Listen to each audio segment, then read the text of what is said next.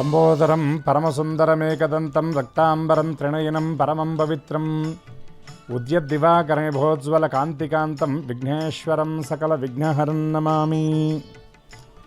శ్రీ గణేశాయ నమః. శారదా గురుభ్యో నమః. ఈటీవీ లైఫ్ ఆధ్యాత్మిక ఛానల్ ప్రేక్షకులకు నమస్కారం. తమసోమ జ్యోతిర్గమయ జీవన వేదం కార్యక్రమానికి శుభస్వాగతం.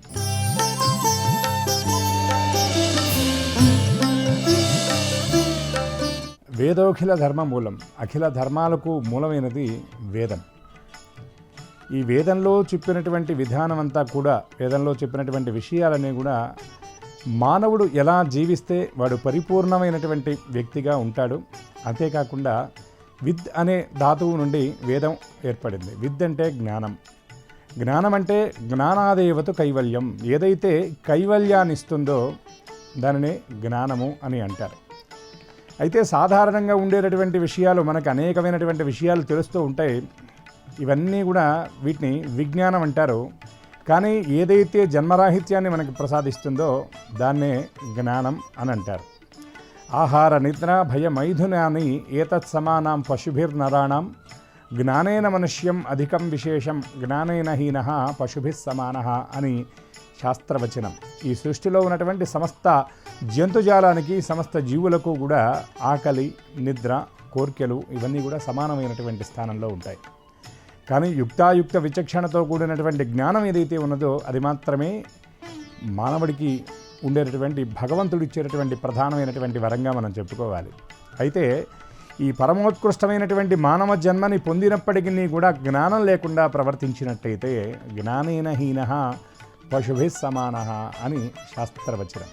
ఇటువంటి ఈ పరమోత్కృష్టమైనటువంటి మానవ జన్మలో ముఖ్యంగా కర్మభూమి, ధర్మభూమి, వేదభూమిగా చెప్పబడేటటువంటి ఈ భరత భూమిలో జన్మించినటువంటి వాడు వేదం గురించి తప్పకుండా తెలుసుకోవాలి. వేదంలో చెప్పినటువంటి విషయాల గురించి తెలుసుకోవాలి. అయితే కేవలం వేదాన్ని గురించి తెలుసుకోవడమేనా అంటే కాదు, అందులో చెప్పినటువంటి ధర్మాలను అనుష్ఠించాలి. ధర్మం తెలియటం వేరు, ధర్మాన్ని అనుష్ఠించడం వేరు. వేదంలో చెప్పినటువంటి ఏదైనా ధర్మాన్ని అనుష్ఠించినట్లయితే అద్భుతమైనటువంటి ఫలితాలను మనం పొందగలుగుతాం. ఎందుకంటే భగవద్గీతలో ఒక మాట అంటారు, తస్మాత్ శాస్త్రం ప్రమాణంతే కార్యాకార్య వ్యవస్థితౌ అని.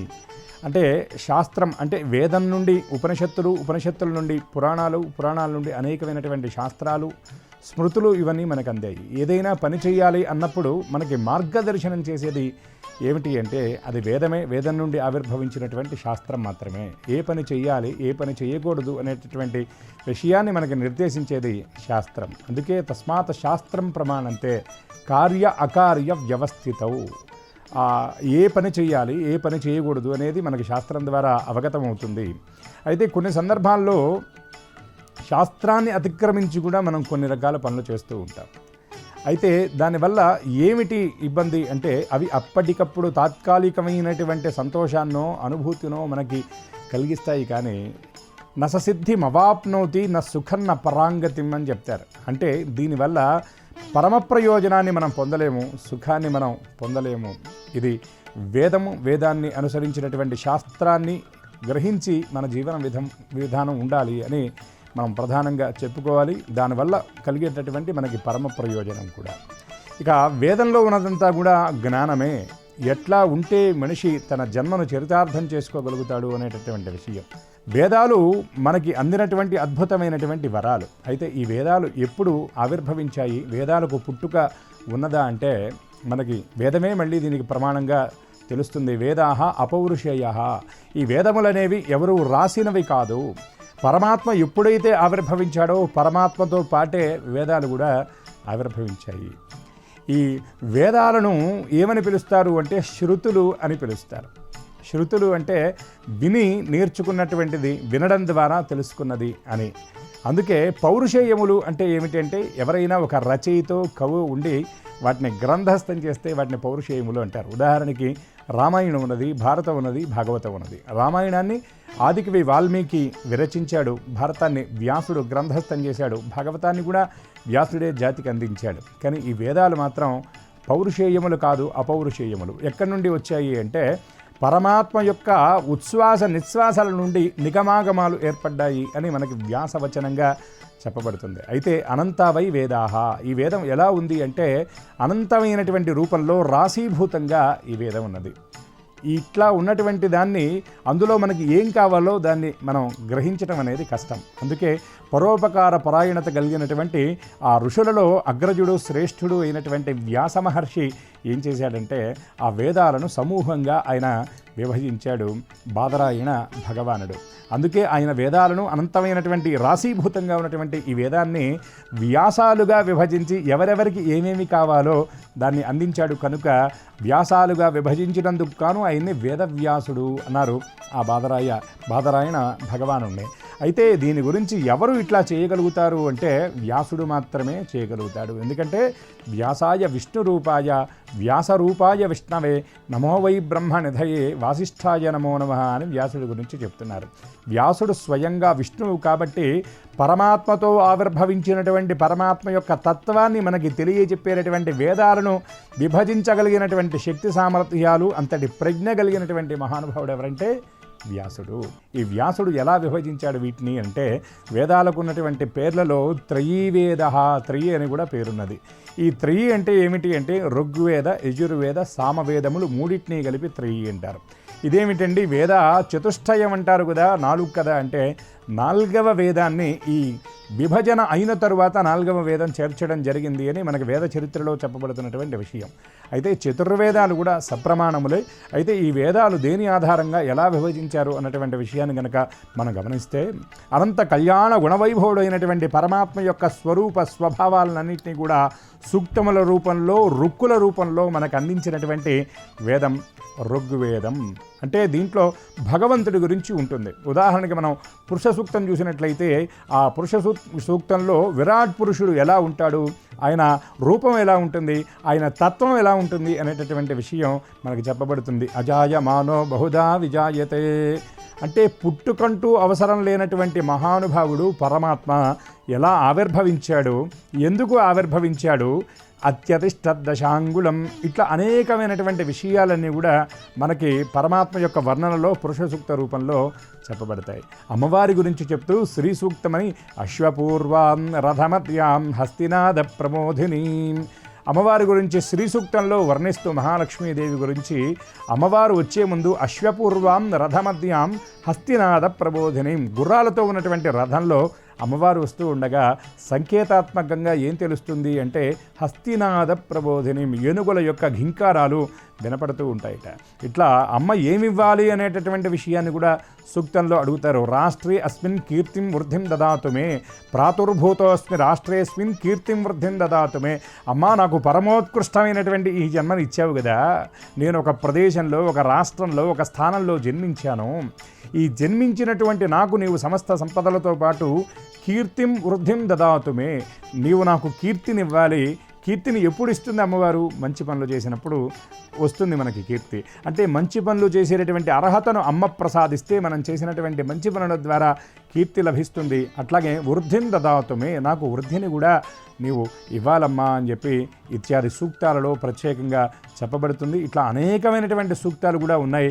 ఈ సూక్తములన్నీ కూడా ఋగ్వేదము నుండి గ్రహించినవే.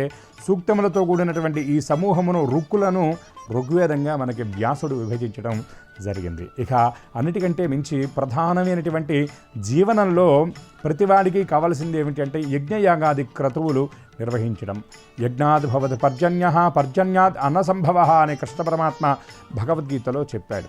ఈ మొత్తం ప్రాణి సమూహం అంతా ఎట్లా ఏర్పడింది అనే దాని గురించి ఉపనిషత్తుల్లో ఒక అద్భుతమైనటువంటి మాట చెప్తారు. ఆకాశాద్ వాయు, వాయోరగ్ని, అగ్నేరాపః, అద్భ్యః పృథివీ, పృథివ్యా ఓషధయః, ఓషధీభ్యో అన్నం, అన్నాత్ పురుషః అని చెప్తారు.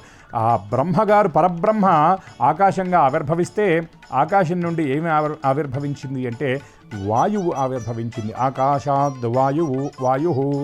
ఈ వాయువు ఆవిర్భవించిన తర్వాత వాయువు నుండి ఏమి ఆవిర్భవించింది అంటే వాయోవరగ్ని, వాయువు నుండి అగ్ని ఏర్పడింది. అగ్నేరాపః, అగ్ని నుండి ఏమి ఏర్పడింది అంటే అగ్ని నుండి జలం ఏర్పడింది. దీనికి ఏమిటండి, దీనికి శాస్త్ర ప్రమాణం ఏమైనా ఉన్నదా అంటే సహజంగా భూమిని మనం ఖనిత్వం అంటే తవ్వుకుంటూ వెళ్ళేటప్పుడు మనకి చాలా ఉష్ణోగ్రత, వేడి, కొన్ని చోట్ల జ్వాలామాలిక కిలికలుగా కూడా అగ్ని ఎగసిపడుతూ ఉంటుంది. కానీ దాన్ని లక్ష్య పెట్టక లోపలికి వెళ్ళినప్పుడు అడుగునే ఉంటుందండి, జలం ఉంటుంది. మనకి సైంటిస్టులు చెప్పినటువంటి విషయాన్ని కూడా మనం గమనిస్తే పూర్వం అనేకమైనటువంటి అగ్నిపర్వతాలు ఉండేవిట. ఆ అగ్నిపర్వతాలన్నీ కూడా బ్రద్దలై వాటిలో నుండి లావా స్రవించిన తరువాత అదంతా కూడా చల్లారిపోయిన తర్వాత ఆ ప్రాంతం అంతా కూడా జలమయమయ్యేది అని మనకి భౌతిక విజ్ఞాన శాస్త్రంలో మనకి చెప్పబడుతుంది. అంటే అగ్నేరాపహ అనేటటువంటి విషయం మనకి సైన్స్ కూడా దాన్ని ధృవీకరిస్తుంది. వేదాల యొక్క గొప్పదనం ఏమిటంటే సైన్స్ ఉన్నదాన్ని కనిపెడుతుంది. అందుకే ఎవరైనా ఏదైనా దాన్ని ఏమంటారంటే కనుగొనడము అంటారు, తయారు చేయడం అనడం ఇక్కడ. అందుకే అది సైన్స్ అయితే ఏది ఎలా ఉంటుందో దాన్ని చూడకుండా ఇది ఇలా ఉంటుంది అని చెప్పింది వేదం. అందుకే ఈ వేదం ఏమిటంటే దీన్ని సూపర్ సైన్స్ అంటారు. దీనికి ఒక ఉదాహరణ మనం చెప్పుకోవాలి. ఇవాళ కొన్ని వేల కోట్ల రూపాయలు ఖర్చు పెట్టి అంతరిక్ష పరిశోధన చేసి అంగారకుడి దగ్గరికి మానవుడు వెళ్ళగలిగితే అక్కడ ఉండగలుగుతాడా, అక్కడ వాతావరణం ఎలా ఉంటుంది, అక్కడ పరిస్థితులు ఎలా ఉంటాయి అనేది పరిశోధన చేస్తున్నారు ఇవాళ అంతరిక్ష విజ్ఞాన శాస్త్రవేత్తలు. కానీ వేదంలో అంగారకుడు అనేటటువంటి గ్రహాన్ని అంటే ఆ మండలం గురించి అంగారకుడు అనేటటువంటి గ్రహం పేరుతో మంత్రం అద్భుతంగా చెప్పారు. ఆ మంత్రంలో అక్కడ పరిస్థితులు ఎలా ఉన్నాయో చెప్పారు. అగ్నిర్మూర్ధ దివః కకుత్పతి పృథివ్యా అయం అపాం రేతాం సిజన్వతి అని చెప్పారు. అంటే ఇక్కడికంటే కూడా అంగారక మండలంలో ఉష్ణోగ్రత చాలా తీవ్రంగా ఉంటుంది. అగ్నితత్వం కలిగినటువంటి గ్రహం అంగారకుడు అని చెప్పారు. నిన్నగాక మొన్న అంగారకుడి మీద పరిశోధన చేసి అంతరిక్ష పరిశోధన వాళ్ళు వెలువరిచినటువంటి వివరాల్లో చెప్పినటువంటి మాట ఏమిటంటే ఈ భూగోళం కంటే కూడా అంటే ఈ ఎర్త్ మీద కంటే కూడా మార్స్ అంగారకుడి మీద ఉష్ణోగ్రతలు చాలా తీవ్రంగా ఉంటాయి అని చెప్పారు. ఇదే మాట మనకి వేదంలో కూడా చెప్పారు, అగ్నిర్మూర్ధ అని చెప్పారు. ఇక ఇంకొక మాట ఏమిటి అంటే ఇక్కడ భూగోళంలో ఎట్లా అయితే కాలమానాలు ఉన్నాయో అక్కడ కూడా అదేవిధంగా రాత్రి పగలు అనేది ఉంటుంది అని శాస్త్రవేత్తలు చెప్పారు. దివః కకుత్పతి అంటే సూర్యచంద్రులిద్దరూ కూడా వాళ్ళ యొక్క ప్రకాశం అక్కడ కూడా పడుతుంది. ఆ పగలు రాత్రి అనేది అక్కడ కూడా ఉంటుంది అని శాస్త్రవేత్తలు చెప్పారు. వేదంలో కూడా ఇదే మాట చెప్పారు. ఇక ఈ భూగోళంలో ఈ జీవావరణంలో ఉన్నటువంటి ఈ నేల అనగా మట్టి, రాళ్ళు, ఇసుక, నీరు ఇవన్నీ ఉన్నాయి అని వేల కోట్లు ఖర్చు పెట్టి శాస్త్రవేత్తలు దాన్ని నిరూపిస్తే వేదంలో ఎప్పుడో చెప్పారు వృక్షరా నివేశని అని. అంటే వృక్షాలు ఇవన్నీ కూడా ఉంటాయి, జీవులు నివసించడానికి యోగ్యంగా ఉంటుంది అంగారక మండలంలో అనేటటువంటి విషయాన్ని మన వేదంలో ఎప్పుడో చెప్పడం జరిగింది. అయితే అగ్నేరాపహ అగ్నిలో నుండి జలం ఆవిర్భవిస్తుంది. అభ్యః పృథివీ జలం నుండి ఏమొస్తుంది అంటే పృథ్వీ భూమి పుడుతుంది అని చెప్పారు. కొన్ని చోట్ల విపరీతమైనటువంటి జలం ఉన్న చోట అక్కడ ఉన్నటువంటి రాళ్ళు, రప్పలు, కొండలు అవన్నీ కూడా జలము చేత ఖండింపబడి అదంతా నేలగా ఏర్పడడం మనం కొన్ని చోట్ల చూస్తూ ఉంటాం. ఇంతేకాకుండా మనం ఉన్నదంతా కూడా జలావరణం అని మనందరికీ కూడా తెలుసు. మనం చిన్నప్పుడు చదువుకున్నాం, సాంఘిక విజ్ఞాన శాస్త్రం ఇత్యాది మన పాఠాల్లో మనం చదువుకున్నాం. మనం ఇప్పుడు ఉన్నది కూడా ప్రతిరోజు మనం పూజ చేస్తూ చెబుతూ ఉంటాం. జంబూద్వీపే భరతవర్షే భరతఖండే అని చెప్తూ ఉంటాం. అంటే ఏమిటి అంటే చుట్టూ నీళ్లు ఉండగా మధ్యలో ఉన్నటువంటి భూమండలం ఏదైతే ఉన్నదో, మనం ఉన్నటువంటి ఈ భారత భూమి ఏదైతే ఉన్నదో దీన్ని ఏమంటారంటే జంబూద్వీపం అంటారు. అంటే ఇది ఒక ఐలాండ్. ఇది ఈ జంబూ ద్వీపం అంటే చుట్టూ నీళ్లున్నాయి, మధ్యలో మాత్రమే నేల ఉంది, ఇక్కడ మనం నివసిస్తున్నాము అని. అంటే అభ్యః పృథివీ. ఇక పృథివీ వల్ల పృథివీ నుండి ఏమి ఆవిర్భవిస్తాయి అంటే పృథివ్యా ఓషధయః పృథివీ నుండి ఓషధులు ఆవిర్భవిస్తాయి. అనగా అనేకమైనటువంటి మొలకలు, వృక్షాలు, అనేకమైనటువంటి చెట్లు ఇవన్నీ కూడా ప్రాణికోటికి ఉపయోగపడేటటువంటి రీతిలో ఆవిర్భవిస్తాయి. వాటి వల్ల ఏమిటండి ప్రయోజనం అన్నారు. ఓషధేభ్యో అన్నం. ఆ వృక్షజాతుల వల్ల, ఆ చెట్ల వల్ల, ఆ వచ్చినటువంటి వాటి వల్ల అన్నం లభిస్తుంది, జీవికి ఆహారం అనేది లభిస్తుంది. అన్నాత్ పురుష, ఆ అన్నము నుండే జీవి అనేటటువంటి వాడు ఆవిర్భవిస్తున్నాడు. అన్నాత్ పురుష అన్నారు. అన్నం అంటే ఏమిటంటే అద్యతే ఇతి అన్నం, అట్లాగే అత్తి ఇతి అన్నం అని చెప్పారు. ఉపనిషత్తులో చాలా అద్భుతమైనటువంటి విషయాలు చెప్తారు అన్నం గురించి. అన్నాత్ భవంతి భూతాని పర్జన్యాత్ అన్న సంభవ. ఇందాక మనం చెప్పుకున్నట్లుగా అన్నము నుండే జీవులందరూ కూడా ఆవిర్భవిస్తున్నారు అనే అతీతి అన్నం అన్నారు. ఇక్కడ చాలా గొప్ప విషయం ఇక్కడ. అంటే జీవి యొక్క ప్రాణానికి ఆధారభూతం ఏమిటి అంటే అన్నం ఆధారభూతం అవుతుంది. కానీ అదే అన్నము చేత జీవి హరింపబడుతున్నాడు. అంటే తినునది అన్నము, తినుటకు ఉపయోగించినది కూడా అన్నము అని మనకు ఉపనిషత్తులు చెబుతున్నటువంటి విషయం. ఇక ఈ అన్నం నుండి పురుషుడు ఆవిర్భవిస్తే ఈ అన్నం ఎలా వస్తుంది అంటే ఇందాక మనం చెప్పుకున్నట్టుగా వర్షం పడితేనే ఆహారం వస్తుంది. ఆహారం రావాలంటే వర్షం పడాలి. వర్షం రావాలి అంటే ఏమి కావాలి? మేఘాలు మనకి కావాలి. ఈ మేఘాలు ఎలా ఏర్పడతాయి? అన్నాద్ భవంతి భూతాని పర్జన్యాద్ అన్న సంభవ, వర్షాద్ యజ్ఞాద్ భవతి పర్జన్య అని కూడా మనకు భగవద్గీతలో చెప్పబడుతుంది. ఈ మేఘాలు ఎలా వర్షించడానికి ముందు మేఘాలు ఏర్పడాలంటే ఏం కావాలంటే యజ్ఞం నుండి వచ్చినటువంటి పొగ ద్వారా మనకి ఈ మేఘాలు ఏర్పడతాయి. ఏమండి ఇది సైంటిఫికల్గా ప్రూవ్ అయిందా అన్న విషయాన్ని మనం ప్రశ్నించుకున్నట్లయితే ఖచ్చితంగా అయింది. పూర్వం క్షామం ఏర్పడినటువంటి సందర్భంలో ఆధునిక కాలంలో కూడా కరువు కాటకాలు ఏర్పడినప్పుడు వర్షాలు లేకుండా మన అనావృష్టి ఉన్నటువంటి సందర్భంలో ప్రభుత్వాలు శాస్త్రవేత్తల సహాయంతో కృత్రిమ వర్షాలను సృష్టించడం కోసం కృత్రిమ మేఘాలను సృష్టించేటటువంటి క్రమంలో వాళ్ళు ఏం చేశారంటే కొన్ని రకాల రసాయనాలను ఉపయోగించి పొగ పెట్టారు. ఆ పొగ ద్వారా మేఘాలు ఏర్పడితే ఆ మేఘాలను మధించి వర్షం పడేలాగా చేశారు. ఇది సైంటిఫికల్గా ప్రూవ్ అయినటువంటి విషయం. కానీ మన పూర్వీకులు కొన్ని వేల లక్షల సంవత్సరాల క్రితం యుగాలకు పూర్వమే యజ్ఞం చేస్తే యజ్ఞం నుండి వచ్చేటటువంటి పొగ ద్వారా మేఘాలు ఏర్పడి ఆ మేఘాలు పర్జన్యాద్ అంటే ఆ మేఘాల వల్ల వర్షం పడుతుంది, వర్షాల వల్ల పంటలు పండుతాయి, పంటల వల్ల ఆహారం లభిస్తుంది, ఆహారం నుండి జీవులందరూ కూడా చక్కగా మనుగడ సాగించగలుగుతారు అని చెప్పారు. ఇటువంటి యజ్ఞయాగాది క్రతువులు ఏవైతే ఉన్నాయో అంటే ఇందాక మనం చెప్పుకున్నటువంటి యజుర్వేదంలో ఏం చెప్పారంటే యజ్ఞయాగాది క్రతువులు ఎలా చేయాలి అన్నటువంటి విషయాన్ని చెప్పారు. ఆ సమూహాన్ని మొత్తాన్ని యజుర్వేదంగా వ్యాసుడు విభజించడం జరిగింది. ఇక మూడవది ఏమిటంటే సామవేదం. ఆ సామవేదంలో ఏం చెప్పారంటే గానము, నృత్యము ఇత్యాది విషయాలన్నీ కూడా సామవేదంలో చెప్పారు. శిశుర్వేత్తి పశుర్వేత్తి వేత్తి గానరసంఫణి అని సాధారణమైనటువంటి మంత్రానికి ఎంత శక్తి ఉంటుందో నాదానికి కూడా అంతే శక్తి ఉంటుంది. ఈ నాదాన్ని ఉపాసించటం కూడా నాద బ్రహ్మోపాసన, శబ్ద బ్రహ్మోపాసన అని చెప్తారు. అంటే సరిగమలతో కూడినటువంటి సంగీతం ఎలా ఉండాలి అనేటటువంటి విషయాన్ని మనకి సామవేదంలో చెబుతారు. కానీ సామవేదం యొక్క వైశిష్ట్యం చాలామందికి తెలియదు. కానీ కృష్ణ పరమాత్మ భగవద్గీతలో సామవేదం గురించి చెప్తూ ఒక అద్భుతమైనటువంటి మాట అంటాడు. ఆయన వేదానాం సామవేదోస్మి అని అంటాడు. ఎందుకు ఆయన సామవేదం అంటే ఋగ్వేదంలో ఉన్నటువంటి విషయం తెలిస్తేనే దాన్ని ఆనందించగలుగుతాం, యజుర్వేదంలో ఉన్నటువంటి మంత్రార్థం తెలిస్తేనే దాన్ని మనం ఆస్వాదించగలుగుతాం, అథర్వణ వేదంలో ఉన్నటువంటి అంతరార్థం తెలిస్తేనే దాన్ని మనం తెలుసుకోగలుగుతాం. కానీ సామవేదం అనేది శ్రవణం చేస్తే చాలు, వింటే చాలు, మనసుకి ఆహ్లాదకరంగా ఉంటుంది. ఇందాక మనం చెప్పుకున్నట్టుగా శిశుర్వేత్తి పశుర్వేత్తి వేత్తి గానరసంఫణి. ఆ పొత్తిళ్లలో ఉన్నటువంటి పిల్లవాడు ఏడుస్తూ ఉన్నటువంటి వాడు ఏడు పాపాలి అంటే తల్లి ఏం చేస్తుందండి? లాలిపాట పాడుతుంది. అమ్మ ఏం పాడుతుందో సాహిత్యం వాడికి తెలుసా? సరిగమలు తెలుసా? అమ్మ తీస్తున్నటువంటి ఆ కూని రాగం ఏ రాగంలో ఉందో వాడికి తెలుసా? దాని శృతి ఎంతో తెలుసా? కానీ ఏడ్చేటటువంటి పిల్లవాడు కూడా ఆ ఏడుపును ఆపేస్తాడు. అది గానానికి ఉన్నటువంటి మహత్తు. శిశుర్వేత్తి. ఇక పశుర్వేత్తి అంటారు.